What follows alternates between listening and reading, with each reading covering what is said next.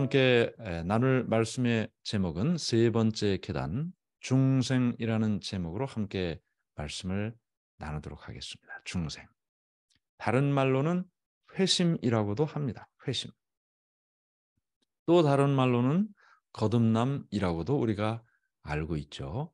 우리가 함께 이 주제를 살펴보도록 하겠습니다. 중생의 경험이 얼마나 중요한가? 요한복음 3장 3절에 예수께서 대답하여 이르시되 진실로 진실로 내게 이르노니 사람이 거듭나지 아니하면 하나님의 나라를 볼 수 없느니라. 이 중요한가 안 중요한가? 그 질문에 대해서 예수님께서는 거듭난 사람만 하나님의 나라에 갈 수 있다. 이렇게 말하고 있습니다. 거듭난 사람만. 그러니 이 중생의 경험이, 회심의 경험이, 거듭남의 경험이 얼마나 중요한지 우리가 알게 되는 것이죠. 중요합니다. 거듭남을 위한 능력은 어디로부터 오는가? 요한복음 1장 12절 13절 영접하는 자 곧 그 이름을 믿는 자들에게는 하나님의 자녀가 되는 권세를 주셨으니 이는 혈통으로나 육정으로나 사람의 뜻으로 나지 아니하고 오직 하나님께로부터 난 자들이니라. 이 거듭남은 어떻게 난다고요? 하나님으로부터 온 능력으로 거듭난다. 우리의 마음이 어떻게 회심이 되냐고요? 하나님으로부터 온 능력으로 회심이 된다. 내 힘으로 되는 것 아니라고 했습니다. 내가 연초에 여러 가지 결심도 하고 이렇게 살아야지, 저렇게 살아야지 하는 그 생각 속에 내가 회심을 해야지라는 염원은 가질 수 있으나 그 결심으로 내 마음이 바뀌기는 어렵다는 것입니다. 오직 하나님의 능력으로 하나님으로부터 오는 능력으로 이 거듭남을 경험할 수 있다. 거듭남에 있어서 활동적으로 일하시는 분은 누구인가? 성경은 이렇게 이야기하고 있어요. 디도서 3장 5절 우리를 구원하시되 우리가 행한 바 의로운 행위로 말미암지 아니하고 오직 그의 긍휼하심을 따라 중생의 씻음과 성령의 새롭게 하심으로 하셨나니. 자, 누가 우리의 마음을 새롭게 하신다고요? 성령이. 성령 하나님이 우리의 마음을 새롭게 해주신다. 니고데모에게 예수님께서 이 거듭남의 말씀을 하시고 바로 성령에 대한 말씀을 주셨어요. 내가 바람이 임의로 불매 어디로 불고 어디로 불어가는지 알지 못한다. 그러나 흔들리는 가지를 보면 바람이 부는 걸 알 수 있는 것처럼 성령으로 난 사람도 이러하다. 성령은 보지 못하나 성령이 함께한 사람은 이 사람이 성령이 함께하는지 회심했는지 알 수 있다. 결과로 알 수 있다. 그렇게 이야기하고 있어요. 그러므로 이 거듭남에 있어서 성령이 활동적으로 일하시는 분이다. 그래서 중생은 성령의 초자연적인 역사다라는 사실을 우리가 알게 됩니다. 중생은 성령의 초자연적인 역사다. 네. 자, 이렇게 이 거듭남의 능력이 성령을 통해 일어난다라는 사실을 우리가 생각하면서요. 네 번째는 중생할 때 어떤 변화가 일어나는가 궁금하죠. 마음이 변화되면 어떤 변화가 일어나는가. 누가복음 15장 18절은 탕자가 그의 마음이 변했을 때, 회심이 있을 때, 중생을 경험했을 때 어떤 일이 일어나는지를 보여주고 있습니다. 내가 일어나 아버지께 가서 이르기를 아버지 내가 하늘과 아버지께 죄를 지었사오니. 자, 일단 이 성경의 내용을 통해서 우리가 아는 것은 그가 일어나 아버지께로 갔다는 것입니다. 일어나 아버지께로 갔다. 중생 한 사람의 경험은 일단 그가 지금까지 살아왔던 방향이 하나님을 등지고 살았다면 그가 이제는 하나님을 향해서 사는 것입니다. 하나님을 향해서 사는 것입니다. 여기서 향한다는 말은 방향의 전환입니다. 자, 이 중생할 때 어떤 변화가 일어나는가? 우리 생각은 중생하면 말이죠. 모든 삶이 바뀌고 모든 나의 잘못된 습관이 바뀌고 모든 것이 한꺼번에 다 변화되고 이렇게 되기를 바라고 원하고 또 어떤 경우에는 다른 사람에게 그걸 요구합니다. 당신 중생했으면 회심했으면 아니 당신이 목사인데 장로인데 집사인데 교회를 이렇게 많이 나왔는데 왜 이러냐고 변화를 요구합니다. 그러나 사실 중생했을 때 탕자가 회심했을 때 어디에 있었습니까? 회심하는 그 순간에 어디에 있었습니까? 아버지의 집에 바로 있었나요? 그렇지 않습니다. 회심한 그 순간은 여전히 돼지우리였습니다. 회심한 그날 아침 무슨 음식을 먹었을까요? 돼지우리에 먹던 그 주엽 열매를 먹었습니다. 그가 회심의 결과를 경험할 수 있었던 것은 아버지께로 가서 아버지가 그에게 베푸신 은혜를 손가락에 가락지를 끼워 주시고 다른 신발을 신겨 주시고 옷을 입혀 주셨을 때 그의 마음속에 회심의 절정을 경험하게 되는 것이죠. 중요한 사실은 그가 탕자가 회심했을 때 여전히 돼지 우리 가운데 있었다는 것입니다. 뭐가 바뀌었습니까?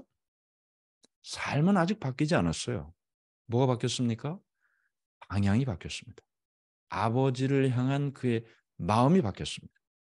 지금까지 살던 삶의 방향은 친구들이었고 세상이었으나 그는 이제 회심을 경험하고 아버지를 아버지로 생각하고 아버지를 향한 삶을 살아야 되겠다라는 마음이 바뀌게 되었다는 것이죠.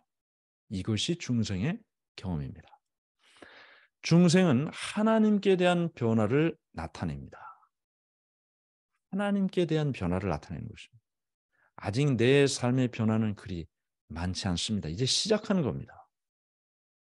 시작하는 사람한테 우리가 중생, 거듭남, 회심 다 영적인 출생이라고 얘기하죠. 영적인 출생.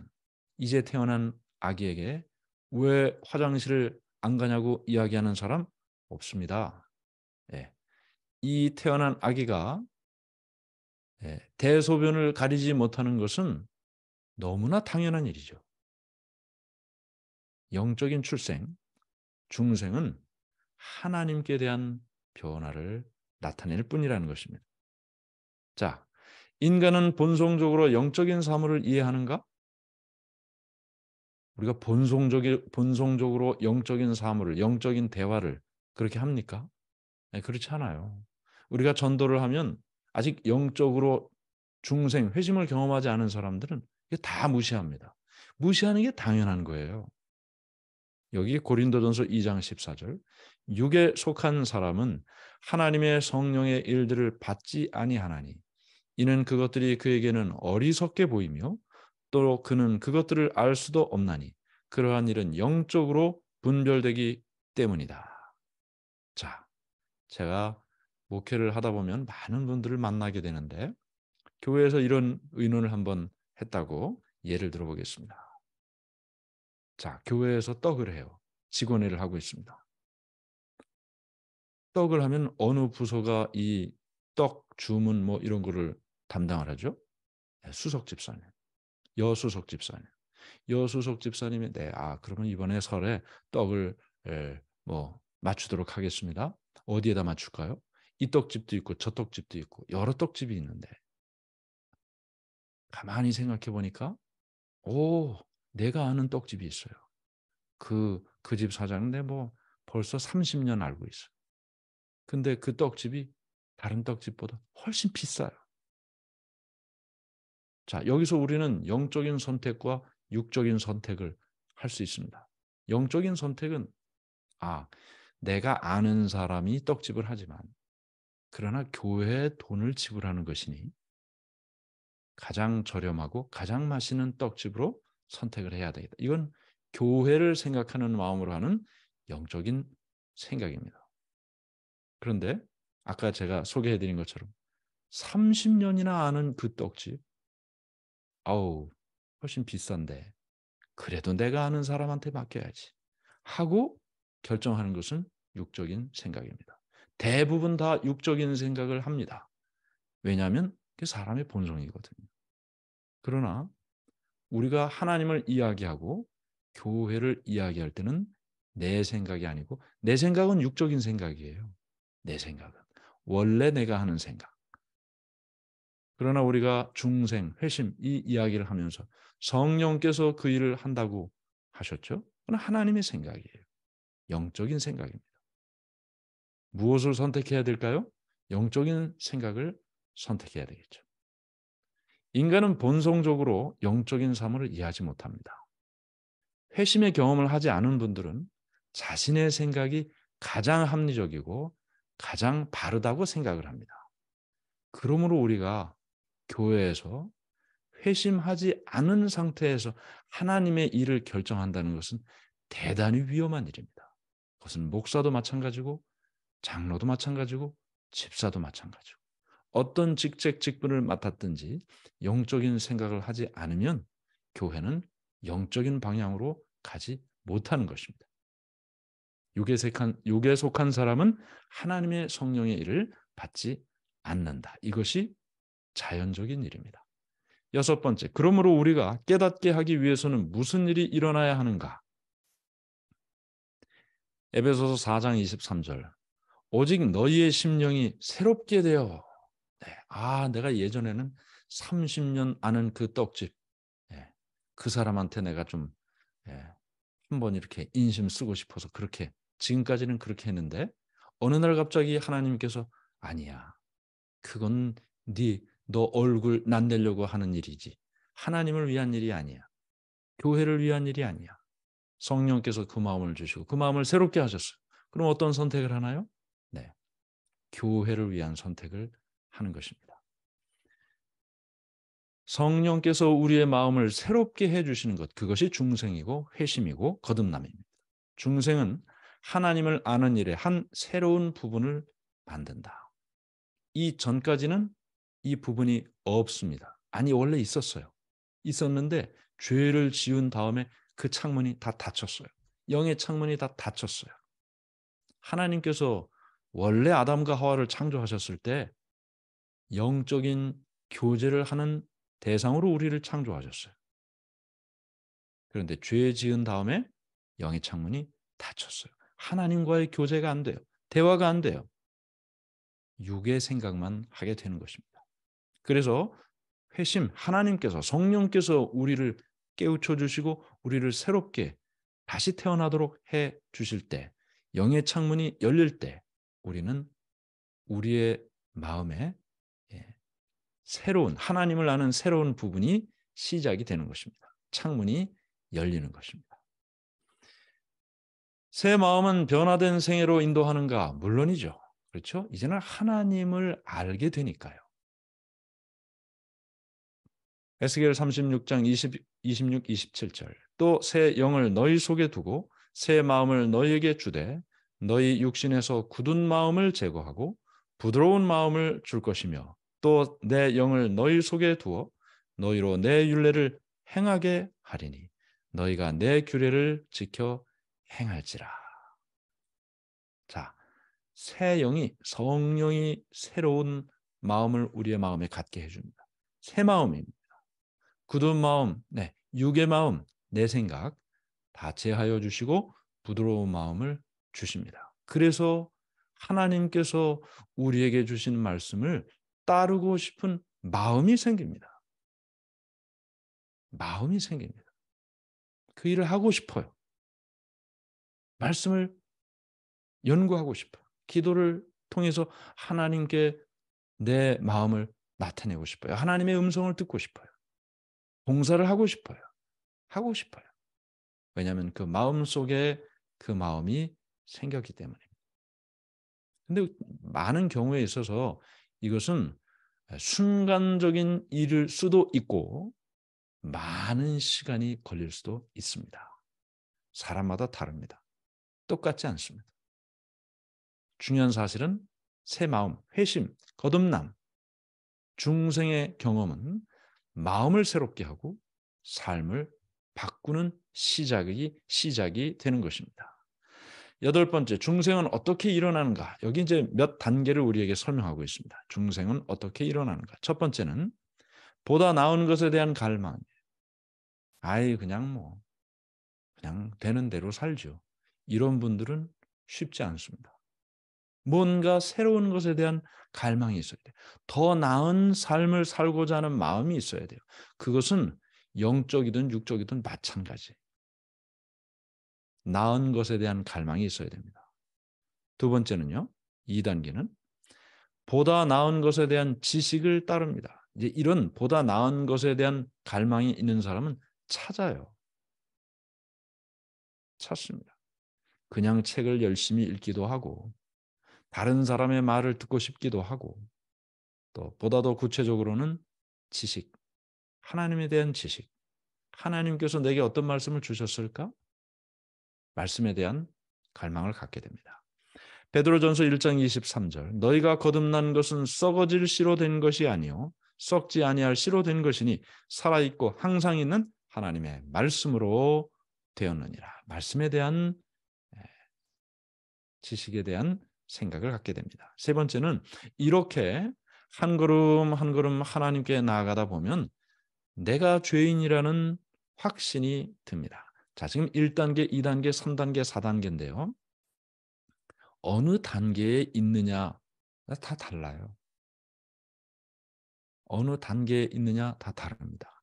사도행전 2장 37절 그들이 이 말을 듣고 마음에 찔려 베드로와 다른 사도들에게 물어 이르되 형제들아 우리가 어찌할꼬 하거늘. 똑같은 말을 듣고도 어떤 사람은 찔리고 어떤 사람은 무덤덤합니다. 사람마다 다르다는 말씀을 제가 드렸습니다. 중요한 것은 이 중생 회심을 경험하는 사람은 이런 과정이 그 마음 속에서 경험이 된다는 것입니다. 네 번째 단계는 스스로 변화되기에는 무능하다는 자각을 생각합니다. 마태복음 18장 3절 이르시되 진실로 너희에게 이르노니 너희가 돌이켜 어린아이들과 같이 되지 아니하면 결단코 천국에 들어가지 못하리라. 무능히 할 수 없어요. 할 수 없어요. 태어남이라고 하지 않았습니까? 중생이. 자기가 스스로 태어날 수가 없죠. 엄마 뱃속에서. 낳아줘야 되는 것 아닙니까? 낳아줘야. 그래야 태어나는 거죠. 나중에 이제 또 말씀드리겠지만 태어나지 않으면 자라남도 없습니다. 엄마 뱃속에서 자라면 안 되잖아요. 10달 됐으면 태어나야지. 11달, 12달, 1년, 2년 엄마 뱃속에 계속 있을 수 있습니까? 그러면 죽는 거죠. 태어나는 것이 아니고. 태어나야만 자라날 수 있습니다. 그러므로 영적인 출생, 이 거듭남, 회심은 스스로 내가 이 일을 할 수 없다라는 사실을 깨닫는 것, 무능하다는 것을 깨닫게 되는 과정이 필요합니다. 다섯 번째는 굴복이에요. 그래서 내가 할 수 있는 일이 없다라는 사실을 깨달았을 때 그때 두 손 들고 하나님 앞에 납작 엎드려 내 스스로 할 수 있는 힘이 없다는 사실을 인정하고 하나님 앞에 나의 무능함을 굴복을 하게 되는 것입니다. 로마서 7장 18절 24절 내 속 곧 내 육신에 선한 것이 거하지 아니하는 줄을 아노니 원함은 내게 있으나 선을 행하는 것은 없노라. 오호라 나는 곤고한 사람이로다. 이 사망의 몸에서 누가 나를 건져내랴. 아무것도 할 수 없다는 사실 굴복하게 됩니다. 여섯 번째는 예수님께 나옵니다. 그래서 예수님께 나옵니다. 하나님께 나옵니다. 처음에는요.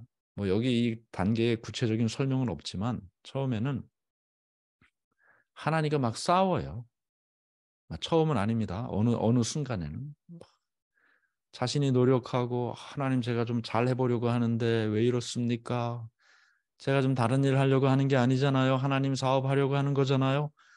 신앙생활 하려고 하는 거잖아요. 봉사하려고 하는 거잖아요. 근데 왜 안 도와주십니까? 하나님과 막 투정거리고 싸워요. 그런데 그 과정이 왜 하나님께서 그런 실패, 낭망, 실망, 절망 이런 일을 왜 경험하게 하십니까? 네 힘으로 되는 게 아니야. 네 힘으로 되는 게 아니야. 그걸 가르쳐 주시기 위해서 그런 시간을 우리에게 주시는 것입니다. 그렇게 해서 무능을 경험하고 굴복했을 때 비로소 예수님께 나오게 되는 것입니다. 말씀을 통해 기도를 통해 예수님께서 그렇게 나온 자들을 결코 내쫓지 않으신다. 그렇게 말씀하셨습니다. 아홉 번째, 마침내 회개에 이르게 됩니다. 회개에 이르게 됩니다. 사도행전 3장 19절 그러므로 너희가 회개하고 돌이켜 너희 죄 없이 함을 받으라. 이같이 하면 새롭게 되는 날이 주 앞으로부터 이를 것이요. 다음 시간에 우리가 회개를 배우게 됩니다. 이 중생과 회개는 항상 같이 다니는 것입니다. 그래서 이런 과정을 통해서 중생의 경험이 우리의 삶에 나타나게 되는 것입니다. 우리가 중생 또는 거듭났다는 것을 알 수 있습니까? 참 이거 많은 분들이 질문을 하는 것입니다. 제가 거듭났나요? 목사님 보시기에는 제가 거듭난 것 같습니까? 네. 여러분들은 여러분 자신이 거듭났다고 생각하십니까? 우리 침례 받으면 다 거듭난 건가요? 베드로전서 2장 2절 갓난 아기들 같이 순전하고 신령한 젖을 사모하라. 사실 이 질문에 대해서는 몇 가지 답이 있습니다. 첫 번째는 아는 분도 있습니다. 몇 날, 몇 월, 며칠 제가 예수님을 만났습니다. 이렇게 얘기할 수 있는 분이 있어요. 근데 어떤 분은 특히 이제 모태로부터 신앙을 하신 분들이 그런 경험이 많으신데 오랜 신앙을 하신 분들이 내가 예수님을 만났나? 뭐 이렇게 우르릉 쾅쾅 하고 번쩍번쩍하면서 내 삶에 주님이 쫙 나타나는 그런 혈루병 여인이 예수님의 옷자락을 붙잡고 머리끝부터 발끝까지 짜자자자작 하는 그런 경험이 나한테는 없었던 것 같은데 그러면은 내가 회심을 안 한 건가? 이런 생각을 할 수 있어요. 그러나 그런 경험이 있었던 분도 중생을 경험한 것이고 그런 분이 없었던 분도 중생을 경험하는 것입니다. 왜냐하면 중생은 거듭남은 회심은 그 결과를 통해서 확인하는 거예요. 중생의 결과가 뭐라고 했습니까? 하나님을 향해 나가는 겁니다. 방향이 바뀐 것입니다. 영적인 생각을 하는 것입니다. 내가 정말 내 생각, 육신의 생각이 아니라 영적인 생각을 선택하고 사는가? 나의 삶이 하나님을 향한 방향을 정하고 그렇게 살아가고 있는가? 그렇게 살고 있다면 우리는 이미 회심을 통해 그 일을 시작한 거예요. 아, 나는 그런 정말 뜨거운 경험을 못했어요. 뜨거운 경험을 하고 못하고에 따라서 중생을 하고 못하고의 경험이 있는 것이 아닙니다. 뜨거운 경험이 있으면 좋죠. 예, 선명해지니까요. 그러나 뜨거운 경험을 했다고 해서 또 다 된 것이 아니에요. 중생은 한 번의 경험이 아닙니다. 매일의 경험.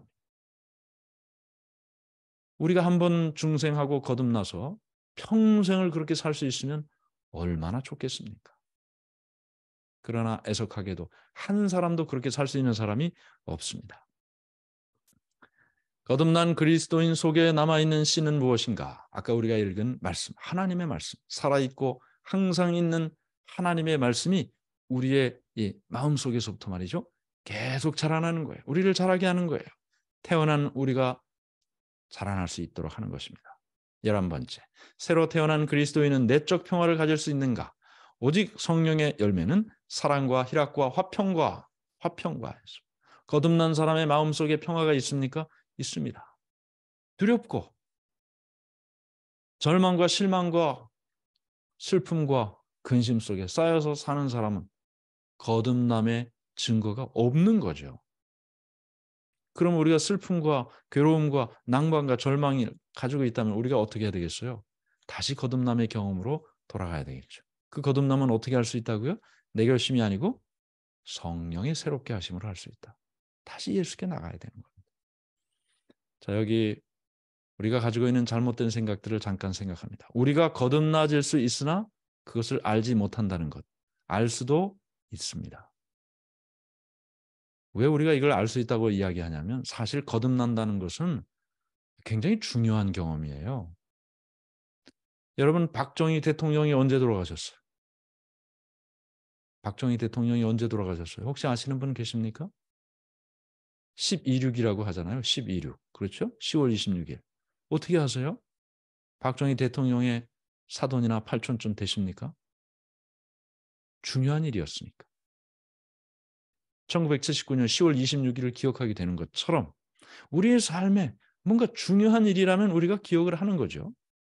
물론 다 기억하지 못할 수도 있다는 제가 말씀을 드렸습니다. 우리가 다른 사람을 중생시킬 수 있다는 것 못합니다. 성령께서만 하는 것입니다. 중생시에 즉시 완전히 변화된 생애가 된다는 것 아니에요. 이거는 완전주의자들 또는 율법주의자들이 이야기하는 것입니다. 창자가 돼지우리 가운데에서 회심의 경험을 했다는 사실을 기억해야 됩니다. 오랜 시간이 필요합니다. 한 번 중생했으면 영원히 중생되었다는 것, 매일 죽고 매일 다시 태어나는 일을 경험해야 되겠죠. 이 네 가지 이 말은 잘못된 말이라는 것입니다. 그러면 계속 지켜나가야 할 생각은 뭡니까? 중생은 성령의 역사로서 하나님께 대한 태도의 변화고 하나님을 아는 일의 한 새로운 부분을 만든다. 이거 이제 시작이에요. 중생은 변화된 생애로 인도한다. 그렇게 시작된 것이 사람마다 차이가 있습니다. 즉각적인 삶의 변화로 이어질 수도 있습니다. 그러나 시도하고 이뤄보고 실패해서 다시 내려오고 시도하고 이뤄보고 실패하고 다시 내려오고 그런 과정이 우리의 삶은 계속 반복됩니다. 그래서 중생과 회개는 계속적인 경험이며 한 번만 하는 것이 아니다. 계속적인 경험. 그래서 오늘 우리의 마음속에 이 중생, 거듭남, 회심 이 경험이 성령으로부터 우리의 마음을 깨끗하게 해서 우리의 마음에 하나님을 향한 새로운 영역이 생기고 그래서 주님과 늘 동행하는 중생 거듭남의 기쁨과 평화가 우리의 삶에 가득하기를 간절히 바랍니다.